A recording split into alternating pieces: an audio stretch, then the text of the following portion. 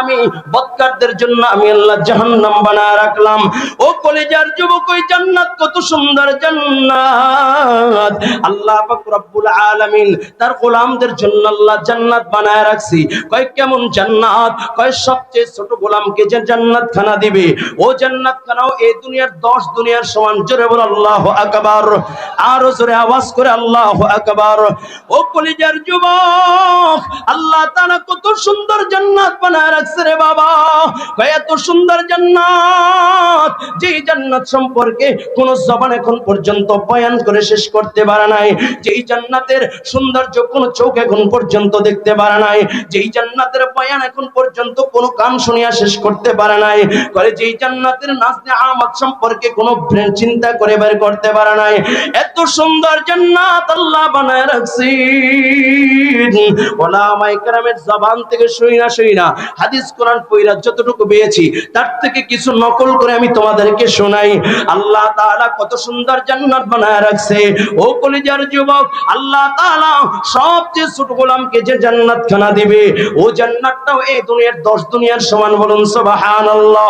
কয় কেমন জান্নাত! আল্লাহ পাক রব্বুল আলামিন ওই জান্নাতকে আল্লাহ তাআলা নহর দিয়ে সুন্দর করে সাজাইলেন। আল্লাহ তাআলা ওই জান্নাতকে এত সুন্দর করে সাজাইছেন। জান্নাতের ভিতরে আল্লাহ তাআলা হুর দান করবেন, জান্নাতের ভিতরে আল্লাহ তাআলা গলমানদার করবেন। কয় কেমন হুর? কয় ওই হুর যদি পূর্ণিমা, ওই হুর যদি হাসি দেয়, সূর্যের আলো তার দাঁতের আলোর কাছে পূর্ণিমার আলো হার মানায়। ওই তো হুরদের মুখের লালা এত মিষ্টান্ন, কয় লবণাক্ত সাগরে যদি তাদের মুখের লালা ছেড়ে দেওয়া হয়, লবণাক্ত সাগর মিষ্টান্ন হয়ে যাবে। এত সুন্দর জান্নাত আল্লাহ পাক রব্বুল আলামিন বানায় রাখছে। কয় কেমন সুন্দর জান্নাত! কয় জান্নাতের ভিতরে যে হুর দান করবেন, ওই হুর এত সুন্দর, কয় পোশাক পরিধান করা থাকবে। পোশাকের উপর দিয়ে যখন তাকাইবে, নিচের চামড়া দেখা যাবে, গোশত দেখা যাবে, হাড্ডি দেখা যাবে, মগজ দেখা যাবে। জোরে বল আল্লাহু আকবার। কয় আল্লাহ তাআলা যখন জান্নাতীদেরকে জান্নাত দান করবেন, সকল জান্নাতীরা জান্নাতে যে আনন্দ উল্লাসের ভিতরে বিভোর, এত মজা, এত মজা, এত আনন্দ উল্লাস। সব জান্নাতীরা যখন নাচতে থাকবে আর গাইতে থাকবে, আনন্দ উল্লাসের ভিতরে যখন বিভোর থাকবে, এমন সময় আল্লাহ পাক রব্বুল আলামিন ডাক দিয়া বলবে, আসসালামু আলাইকুম ইয়া আবদি। জান্নাতীরা উপরের দিকে তাকাইবে, কাউকেই দেখবে না, দেখবে না, দেখবে না। আল্লাহ পাক রব্বুল আলামিন ডাক দিয়া বলবে, ও বান্দা, আমি যে তোমাদের নাজ নিয়ামতের কথা বলেছি, তোমরা কি পেয়েছো? এক শ্রেণীর জান্নাতীরা বলবে, আল্লাহ পেয়েছি, পেয়েছি, পেয়েছি। আর এক শ্রেণীর জান্নাতীরা বলবে, আল্লাহ পাই নাই। আল্লাহ পাক রব্বুল আলামিন বলবে, বান্দা কি পাও নাই? বলবে, আল্লাহ দুনিয়ায় তোমাকে পাওয়ার জন্য জামিয়াতুর রাহমা কাসিমুল উলুম গাজীপুর মাদ্রাসার মাহফিলে হাজির হয়ে গিয়েছিলাম। আল্লাহ তোমাকে পাই নাই। তোমাকে পাওয়ার জন্য উজানির মাটিতে হাজির হয়ে গিয়েছিলাম। আল্লাহ তোমাকে পাই নাই। আল্লাহ তোমাকে পাওয়ার জন্য চরমনের ময়দানে 3 দিন বিছনা করে শুইয়াছিলাম। আয় আল্লাহ তোমাকে পাই নাই। আল্লাহ তোমাকে পাওয়ার জন্য টুঙ্গির ময়দানে হাজির হয়ে গিয়েছিলাম, তোমাকে পাই নাই। উলামায়ে কেরাম বলেছে, ঈমান আমল মজবুত করে দুনিয়া থেকে বিদায় নিলে জান্নাতে তোমার সাথে মুলাকাত হবে, তোমার সাথে দিদার হবে। আয় আল্লাহ জান্নাত পাইলাম, এখন পর্যন্ত তোমার মুলাকাত পাই নাই। আয় আল্লাহ আমি আসলে কিছুই পাই নাই, হুর গিলমান পেয়েছি কিন্তু তোমার দিদার পাই নাই।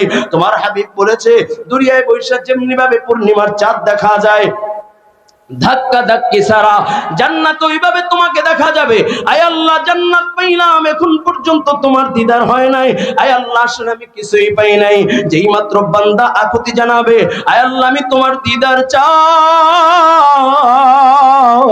আয় আল্লাহ আমি তোমার যে দেখার জন্য বড় দেওয়ানা, আমি তোমাকে পাওয়ার জন্য বড় পাগল পাড়া, সাথে সাথে আল্লাহ পাক রব্বুল আলামিন 70,000 পর্দা থেকে একটা পর্দা উঠাইয়া ফেলবে। জান্নাতে এক নজর দেখে অজ্ঞান অবস্থায় জমিনের ভিতরে পড়িয়া যাবে। আল্লাহ পাক রব্বুল আলামিন ডাক দিয়া বলবে, ও বান্দা কই আমাকে না দেখবা, কই দেখলা না? বলবে, আল্লাহ তোমার নূর এত শক্ত নূর, এই চক্ষু দিয়া বরদাস্ত করতে পারি না। আল্লাহ তাআলা বলবে বান্দা আমার নূর হলো দুই প্রকার, একটা নূরে জালালি আর একটা নূরে জামালি। আমি নূরে জালালি নিয়ে তোমাদের সামনে উপস্থিত হয়েছি, আমি আল্লাহ দাওয়াত দিলাম নূরে জামালি নিয়ে আমি তো তোমাদের সামনে হাজির হয়ে যাব। চিৎকার মেরে বলা যাবে কি আল্লাহু আকবার। ও কলিজার যুবক, আল্লাহ পাক রব্বুল আলামিন দাওয়াত দিবে। দুনিয়ার নেতার দাওয়াত পাইয়া বড় খুশি হয়ে যাও, নেত্রীর দাওয়াত পাইয়া বড় খুশি হয়ে যাও। আল্লাহ পাক রব্বুল আলামিন তোমাকে আমাকে দাওয়াত দিবেন। ভাই আল্লাহ পাক রব্বুল আলামিন দাওয়াত দিয়া বিশাল বড় প্যান্ডেল করবে। প্যান্ডেলের ভিতরে প্রত্যেক জান্নাতের জন্য আল্লাহ তাআলা আলাদা আলাদা মতির মেহরাব বানায় রাখবে, প্রত্যেকের নাম লেখা থাকবে। আল্লাহ তাআলা এই প্যান্ডেলের ভিতরে বিশাল বড় স্টেজ বানায় রাখবে। স্টেজের ভিতরে আদম সফিউল্লাহ থেকে নিয়া ঈসা রুহুল্লাহ পর্যন্ত সকল পয়গম্বরের জন্য আলাদা সিংহাসন থাকবে। ওই স্টেজের ভিতরে আরো দুইটা আকর্ষণীয় চেয়ার থাকবে, সিংহাসন থাকবে। একটা হলো সভাপতির সিংহাসন, আর একটা হলো প্রধান অতিথির সিংহাসন। সভাপতি হলো লা ইলাহা ইল্লাল্লাহ, প্রধান অতিথি হলো মুহাম্মাদুর রাসূলুল্লাহ। ও কলেজের যুবক, সব জান্নাতীরা যখন আল্লাহ তাআলার দাওয়াত গ্রহণ কইরা প্যান্ডেলের ভিতরে যখন উপস্থিত হইবে, আল্লাহ তাআলা মুসলমানদেরকে বলবে শরাবান তাহুরা পান করাও। যেই মাত্র শরাবান তাহুরার গ্লাস দিবে, গ্লাস হাতে নিয়া ঠোঁটে লাগা মাত্র জান্নাতীরা পাগল পারা শুরু হয়ে যাবে। আল্লাহ পাক রব্বুল আলামিন ডাক দিয়া বলবে দাউদ, দুনিয়ার সবচেয়ে সুন্দর কণ্ঠ আমি আল্লাহ তোমাকে দিয়েছি। তুমি জাবুর কিতাব তেলাওয়াত করলে আসমানের উড়ন্ত পাখিগুলো তোমার তেলাওয়াত শোনার জন্য থামিয়া যাইত। তুমি জাবুর কিতাব তেলাওয়াত করলে সমুদ্রের মাছ কিনারায় এসে তোমার তেলাওয়াত শুনতো।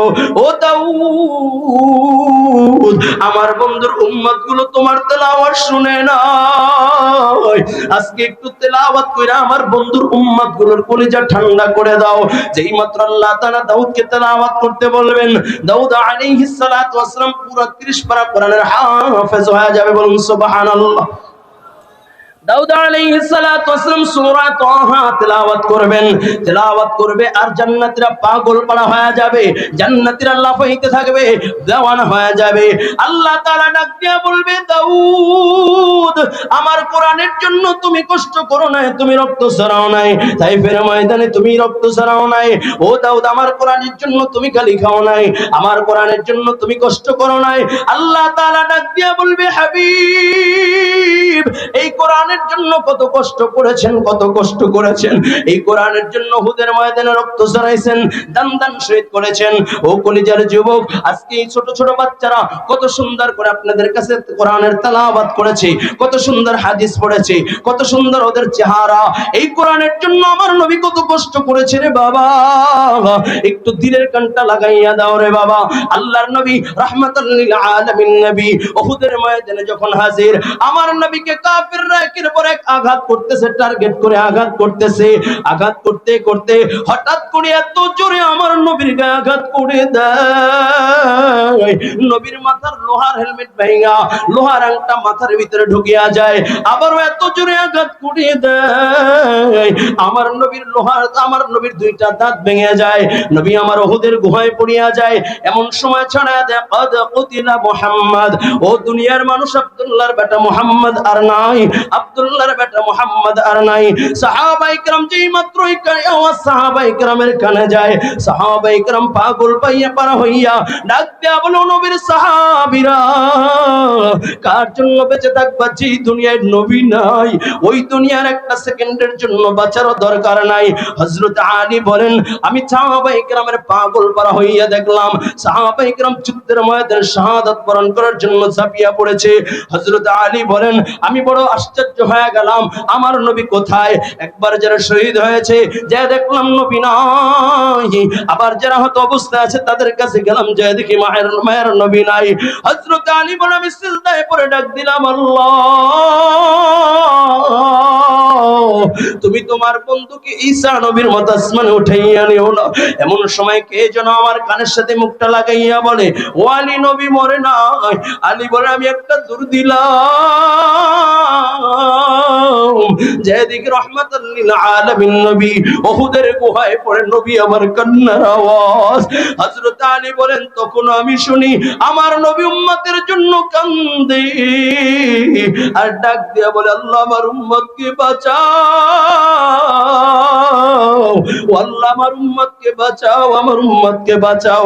হযরত আলী বলেন আমি যখন কদম দিয়া সামনের দিকে আগাইলাম নবী যেই মাত্র আমাকে দেখলো নবী হাতটা বাড়াইয়া নবী ডাক দিয়া আলী তাকাইয়া দেখ এই দুইটা দাঁত ওরা আমাকে ভেঙে দিয়েছে রে আলী, ওয়ালি তাকাইয়া দেখ আমার মাথার ভিতরে লোহার আংটা ঢুকিয়া গেছে। আলী পারবানি লোহার আংটা বের করতে।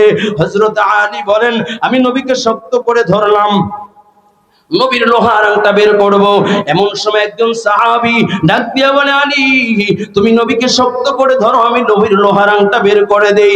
এই বলিয়া যখন সাহাবী কামড় দিয়া টান দেয় এত মজবুত করে নবীর লোহার আংটা গেতে যায়, লোহার আংটা বের হইতে চায় না সাহাবী বলে আবার যখন কামড় দিয়া টান দেয় এত মজবুত করে লোহার আংটা গেতে যায়, লোহার আংটা বের হইতে চায় না। সাহাবী যখন কামড় দিয়া টান দেয় সাহাবীর দুইটা দাঁত ভেঙে যায়, নবীর শরীরটা পুরো রক্তে রঞ্জিত হইয়া যায়। ও কলিজার যুবক যেই নবীর গায়ে মশামাছি পর্যন্ত বড় হারাম আমার নবীর কোটার শরীরটা রক্তে রঞ্জিত হয়ে গেল।